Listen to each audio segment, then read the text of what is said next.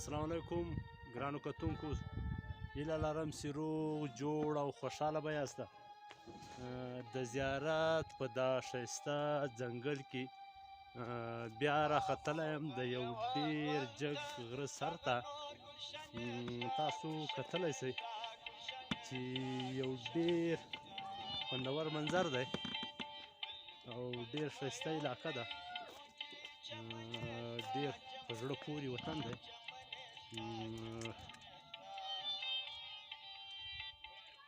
دا جګ جګ غرونه او دا ځنګلونه، دا له ښکلا ډک وطن چې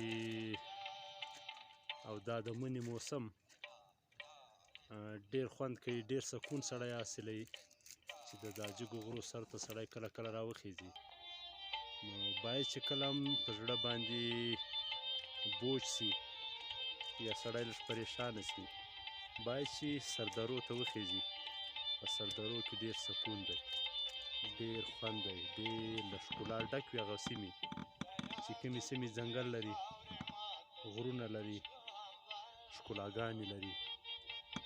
باید چې وخیځو بالای سردرو ته، نو ژوند به مو هم پر سکون وي، له موسم او له علاقې به هم خوند واخلو. نو دغسې وي د خنډي سر، تاسو لیدلی شئ.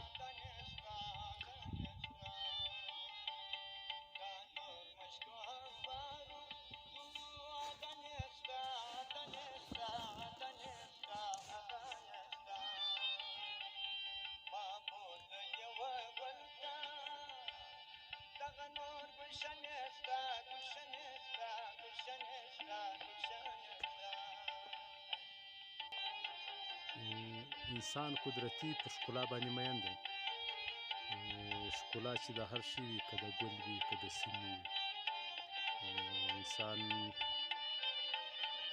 خوشحاله کېږي، د ښکلا خوند اخلي.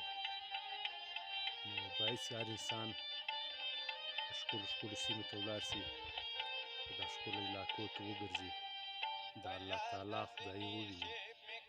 الله تعالی هم وایي چې په ما پسې مه ګرځه، زما په خدایي کې ګرځه، چې ما څنګه سیمې، څنګه غرونه، څنګه علاقې پیدا کړي دي، څنګه په غرو کې اوبه پیدا کړي دي،